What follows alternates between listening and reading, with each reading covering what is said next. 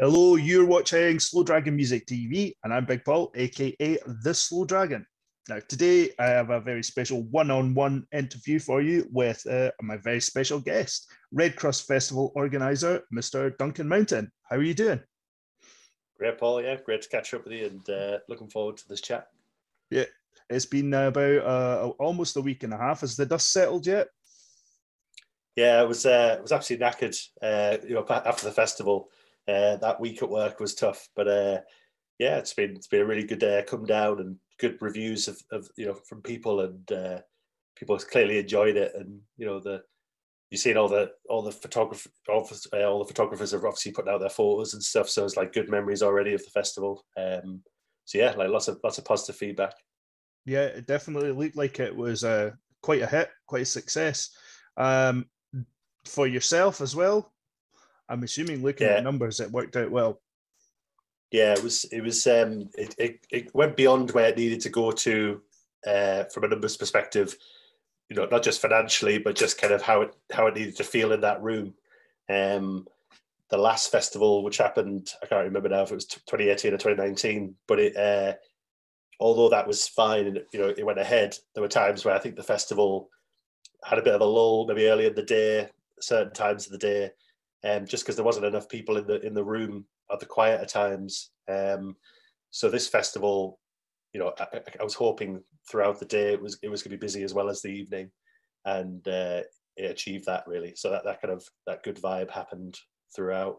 So yeah, really really pleased with it, because La Belle is a beast to fill. It's a really hard venue to fill. As you will know as well, it's a tough venue in that sense. So yeah, like really couldn't have been happier with how it went. But it wasn't. You were saying La Belle. It wasn't just at La Belle, was it? You spread it across how many venues again?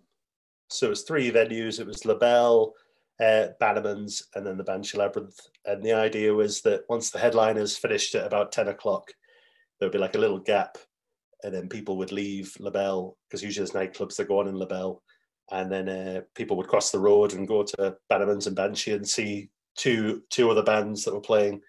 And not that I was worried about that, but I was kind of like, that was the part of the format of this festival that I kind of had to watch and see if it actually worked before maybe committing to it again for the next festival or something.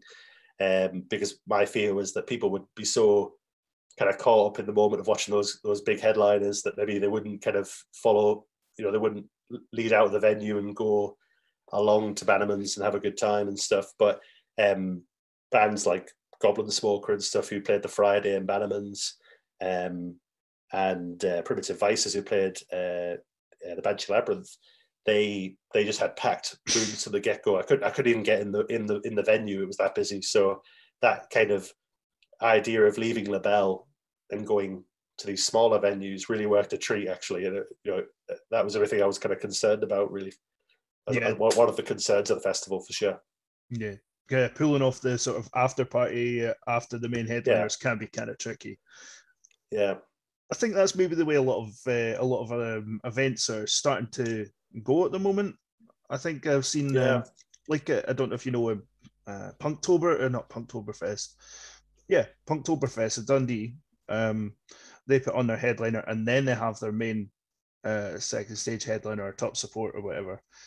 It's good. It's a good idea. I think what gave me the idea was I was at Hellfest years ago in France, and they do that with a lot of their stages. So you've got I can't remember who it was. I think it was like Linkin Park headlined the stage, and then like Slayer headlined the second stage after them, and kind of went on like that into the night. And people were still up for a party, and it worked really well at that big festival.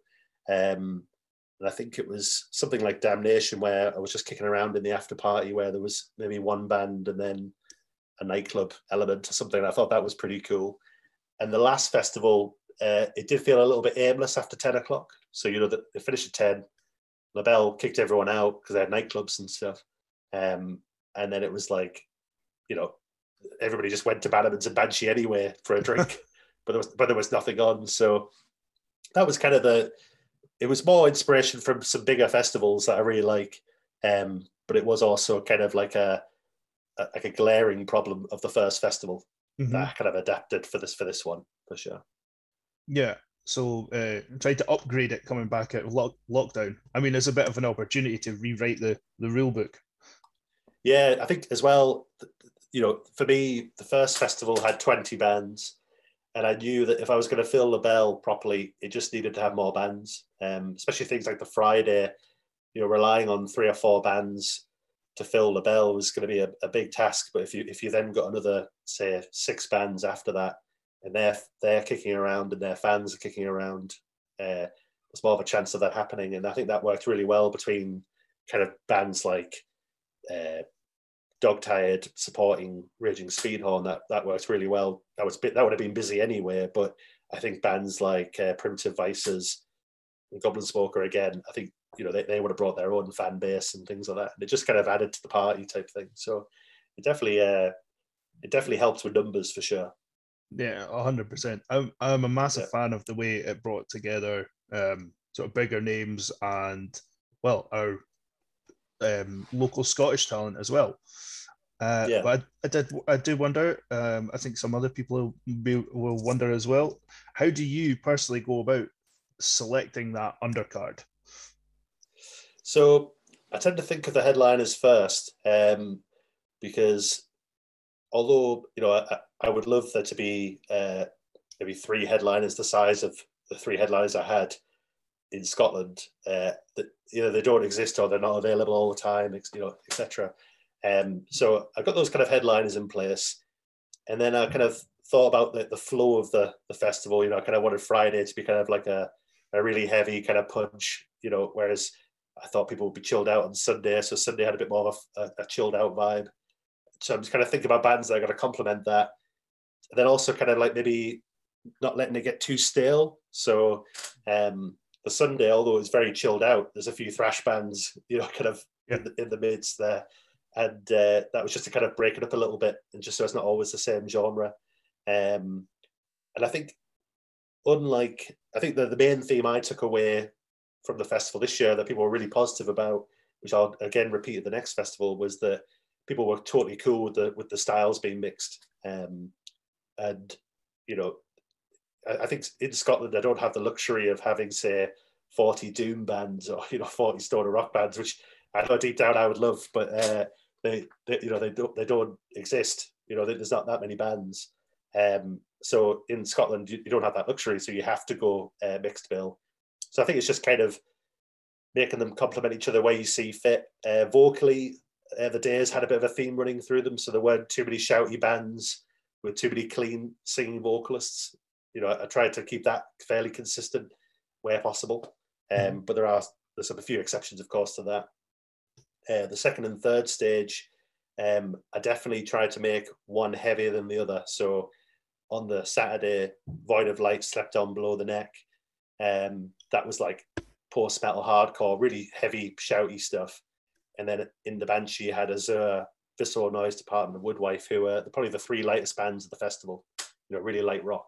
So people who crave one of those 2 elements would have gone and found it. You know, and I think that's something I'll expand on the next festival. Is maybe give even more choice as the night fragments and breaks up a bit. Yeah, that's quite an interesting point. Yeah. The promoter side of my brain also wanted to ask you this on specifically. 3 different venues. Now, I find it fairly challenging enough to take responsibility for 2 stages in the same venue. So how much of a headache was it to actually coordinate 3 different buildings at the same time, essentially? Yeah, I think it wasn't too bad. I think because it's funny, I've already talked to some of the venue managers and things about booking the next festival, and we've talked about some times, and there's a few dates we're looking at. And in the pandemic, it was very easy to book them all because they're all free, you know, so there was no issue with like booking them, for example. Whereas I can't say that about the next festival. We've already got a few, you know, looking at May, March next year and a bit further. Some weekends are already taken up in Labelle and some are already taken up in Bannerman. So that is a problem actually for the next festival. But the timing wise, because it was just one stage really for most of the day, aka just LaBelle. When it broke up and it went over to 2 venues, I just had a little team that just took care of the Banshee Labyrinth, and I took care of Bannerman's along with usually another person. I was usually knackered by the time I got there, but I was, you know, I was manning that stall still right till the end. So it was quite long days for me, but I just had 2 guys watching the Banshee Labyrinth stage, and me and somebody else were usually watching the Bannerman stage. And it's quite short, that part, you know, that it was only like 2 hours really. So it wasn't as hard as you would think. And then during the Saturday and Sunday, because most of the ticket admin, I think, had been done by the Saturday, really. You know, anybody who's bought a festival ticket has come on the Friday. Me and Bailey Jr. really took care of the Friday quite heavily, I would say. And then by Saturday and Sunday, my other guys, Jack McLeod, Andrew Elam, and Stephen Cox, they basically took care of the main stage, whilst me and Bailey kind of swanned around doing all the, you know, basically, well, actually, I'm not even going to say it like that. Bailey actually did a lot of it. I just swanned around and drank beer and watched the bands. Oh, well. So that's good work if you can get it. Yeah, so I think just having it was like a core team of 4 or 5 guys every day, and as long as you had 2 people on the door per venue, that was usually enough to take care of it.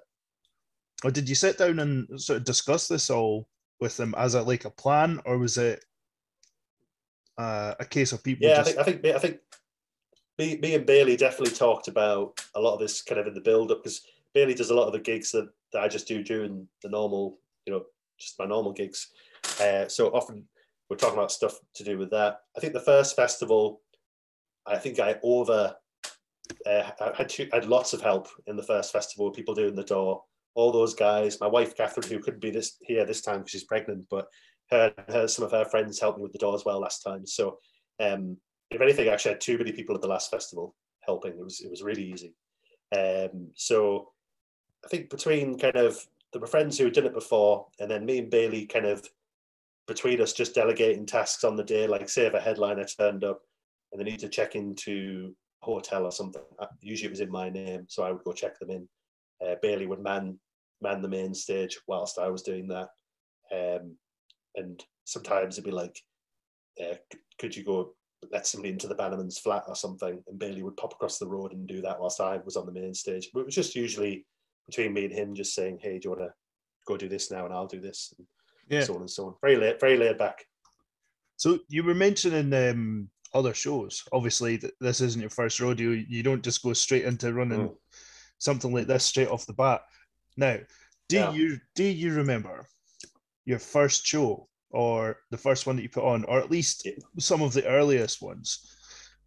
Yeah, I mean, it's hard to remember the first ones now. They were not Red Crust shows. So when I was at uni, I was doing a degree in music at the time, and I did like a business module where it was like, you know, do a project or something, and most people wrote books and some of the people did other musical related, but I just thought I would organize a gig type thing because I always fancied doing it. And at the time, I put on what was a very early form of the band Frontiera, or at least their other projects, sectioned, along with a band now called Geist. Used to be a band called End Rain. This would have been about maybe 2012 or something like that, 2013. At the time, the cost of the venue was something like 60 quid or something like that. And the bands didn't ask for anything, you know, it was just whatever the door brought in. But even then I was panicking, you know, I was just like, oh my God, 60 quid, you know, what happens if we don't cover it? That's how you think when you're a student. But it was a good gig, and got a bit of an appetite for it then. And then the preceding 2 or 3 gigs that I tried after that got super burned, like, you know, like went horrendously wrong. And then I just kind of thought, oh, this isn't for me at all. Like, you know, never going to be a promoter, never going to do this type thing. And then after uni, just started doing, you know, teaching and stuff like that. And my actual guitar, you know, I'm a guitar teacher, so that's kind of like my main job. And then fast forward 5 years later, the same band End Rain, who are now Geist, were on tour with this American band called Sunlight Spain. And I was just talking to the guitar player, and he was saying they're really struggling to get a gig in Scotland. And because I just thought he's going on tour with an American band, it would be really expensive. So I was expecting him to say it costs 500 quid or, you know, something like that, you know, a lot more. But he was just saying, I just need this much money. And it was actually a really humble amount of money. I just thought, you know, I had a job at this point. I wasn't worried about it. I just thought, I'll just give it a go. And that was the birth of Red Crust. So Red Crust was just like this thing that just started from that, really. Helping a friend's band do a gig in Edinburgh. And it was, I don't know if you remember your own first gig, but it was a bit like, you know, I think I had 4 or 5 months as a run up to it. So imagine how much promotion you're putting into that. It was like a complete sellout. You know, it was in the Leith Depot. I think the capacity of the Leith Depot was about 75, and I think we had about 90 people turn up that day or something. So it was pretty crazy. There's a video on there online somewhere. I don't know who videoed it, but it's on there somewhere. And just got a taste for it from that. At the same time, I was kind of starting up my band at the time, Glacier. We had been on a bit of a break, but we were kind of getting back to it. And I knew the kind of bands in Scotland who we were doing gigs with. And I really couldn't be bothered just going to a promoter and just saying, hey, could you put on my band in Glasgow, or could you put my band on in Aberdeen or Dundee? When I kind of just knew the 2 bands who we were going to play with anyway. You know, I just thought I'll just book a venue and just ask those 2 bands if they want to play. So I did a little bit of touring around that. Did the same with my band Cultmaster, who I was in for a while. Just same kind of thing. Just want to get the ball rolling and can't be bothered asking promoters, really, if I'm being honest. So not that I have anything against them. I just knew I wanted to get the ball rolling 6 months down the line and didn't want to ask them, basically. So I just did it myself. And that was kind of the first run of gigs. And then from that, people started getting in touch saying, you know, we noticed you're doing some cool gigs. Can you put on my band? And it just snowballed from there. And then 130 gigs later, something crazy like that, you know, I regret doing it.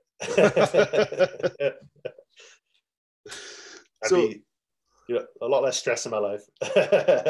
It does get stressful, but I don't know.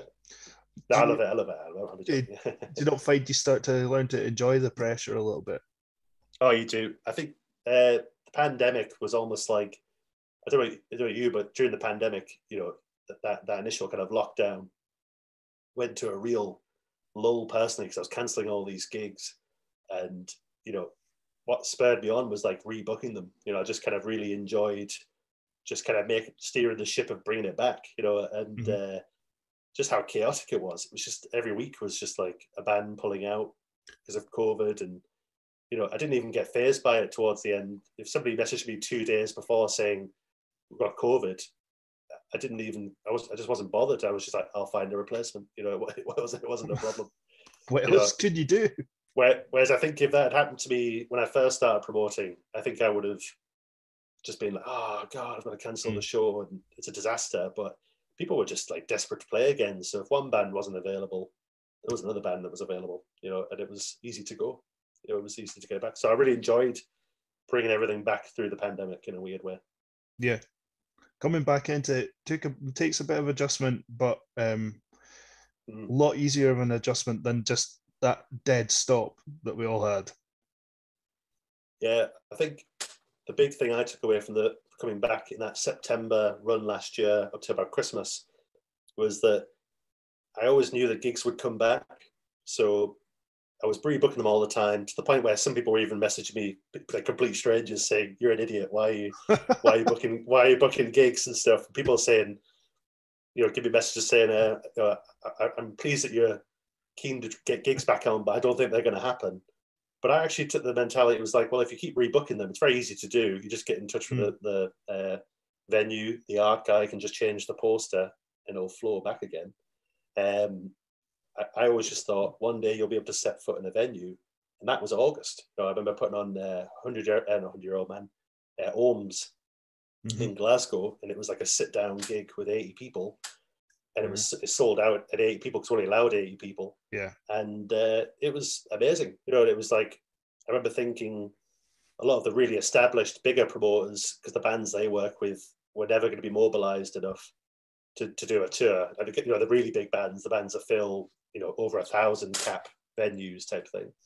And then the kind of the more local amateur night stuff obviously wasn't up and running. So actually I found that for every person who didn't want to go to a gig, you had 10 people who were desperate to go to a gig. And it was a brilliant time from about August to Christmas, give or take, where people were just desperate to go to a gig. And it was just like one of the best runs I've ever had. So I was really glad I kept it going. It was just a great time. It's better to be to be prepared for it to happen, but also absolutely be aware that it might not. Yeah. So fast forwarding back to the end of May there, that's quite a lot of bands that you had on. Were there any particular sort of bands you were less familiar with who really surprised you at the event? Sorry, at the festival it's just been, sorry. Yeah, Red Crust this year. Yeah. I think there's a few bands in there that are just like my own personal choices that I knew from a cost perspective, or even just how popular these bands are, they probably weren't the most sensible choice if you're purely putting your promoter cap on, thinking what's gonna bring people. But in the context of 44 bands, you're allowed a few choices for yourself, aren't you? You're gonna put a few in there. And I knew that once they were on stage, their quality would shine through, even if no one knew who they were. And not to like pick on them, but like the American band, like High Desert Queen, Cyclona, Ascension. Like Ascension's like a Scottish power metal band that are huge in Scandinavia, Germany, Japan, things like that, but probably realistically wouldn't bring in a huge crowd in Scotland, yet they're from Scotland. Putting them on was like a masterstroke of the festival, really. Like people just loved it. People were like, oh, I love power metal. It was like, they had a great time. But having said that, there were a few bands that kind of got brought along with as tour supports to the bands that were on tour. Mm-hmm. So you had like Azure came along with Tiberius, and Woodwife came along with Visceral Noise Department. And I hadn't really heard them that much, really, if I'm being honest, before the festival. But they're on a tour with the band, you kind of have to agree to bringing them along. But that was the band that I checked out. When the main stages were kind of done and I was floating around, I went to the Banshee and saw those bands and really enjoyed their set, because for me that was like the curiosity about the festival. So I really enjoyed that, and I think there's something I'll let other people pick bands, but I might do. I might let some other people pick bands moving forward. Maybe some sponsors might pick a stage, bands playing a certain stage, or another promoter, maybe Finbar Connell, who's up in Inverness. I kind of tasked him with picking bands that were not from Edinburgh or Glasgow, basically. So he brought all the bands that were from Inverness, Aberdeen, Dundee that were scheduled to play the festival. They're all Finbar's choices.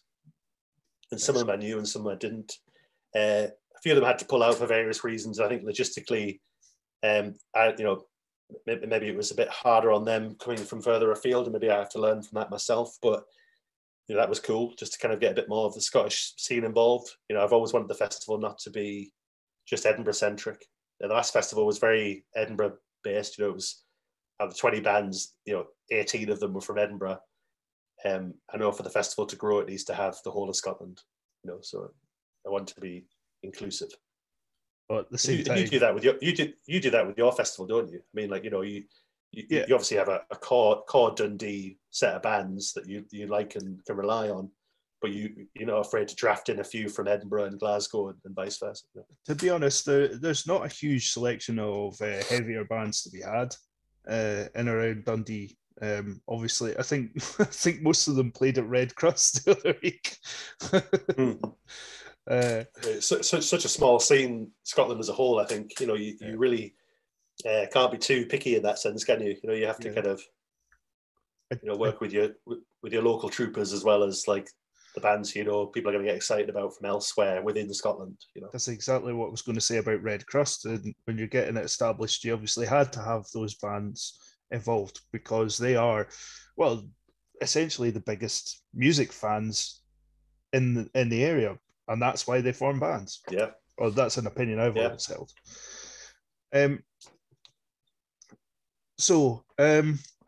We're doing all right for time. It's been absolutely fantastic chatting to you. But before you go, I just wanted to throw one more at you. Do you have any closing words of advice for somebody who is thinking about starting up an event promotion, like even at the bottom end, or those who have already been going and want to take it to the next level, start doing what you've done and build up into something which is a much bigger platform? Yeah, I think I've always definitely one of my kind of sayings I've always lived by is be second, be better. And I think if you hold yourself to a high standard, just try and be the best you can. Don't try and reinvent the wheel, but look at, I learned loads from some of the bigger promoters in Glasgow. I've talked to them. I see where they work from afar. And we all know who they are. It's just, you just try your best to kind of learn from the best, really, and just kind of really just do the best job you possibly can. Don't be lazy with anything. Just really, really put an effort in. And I think if you work hard and you keep that kind of mentality, you'll always do all right. Where I think a lot of people go wrong in promoting, from what I can see from a distance, is when the gigs just seem a bit half-assed, and the posters aren't good, and the actual build-up is not very good, or the lineups aren't very good, because it's just not really well thought out. So that's my thing. Just work really hard and do the best you possibly can, and it usually will be enough. Do you have one cardinal sin then that you see repeated? I think this is probably definitely a Scottish kind of problem, but I see it elsewhere in England as well. But overplaying is probably the biggest thing for bands, as well as maybe a promoter relying too much on one band locally. So I just see a lot of bands playing their third or fourth show in, say a band this year. There's some bands I've seen, they've played their third or fourth show already this year. To me, that's too much. That's too much from the band's perspective. It's too much from the promoter who might be using them a lot. I would just be very wary of that. That's something I see a lot of that I'm a bit kind of funny about. Maybe, I don't think this is a problem in Scotland. I see a lot in England, but I see a lot of bands playing kind of like free entry shows, smashing the same venue all the time, things like that. I just think that can't be good for your band in the long run. I get why bands do it. They do it because they're desperate to play, and they want to play all the time. And I get why promoters do it, because they rely on the same bands a lot to bring in the troopers to sell the gig, etc. But yeah, I would say just be wary of that if you're in a band or a promoter. Don't overdo it. Fair play. Well, Duncan, it has been absolutely magic talking to you today. Until the next time Red Crust rolls around, whenever that may be, and hopefully this time I'll be able to put my boots on the floor. Thank you very much. Thanks again, Paul. Thanks very much.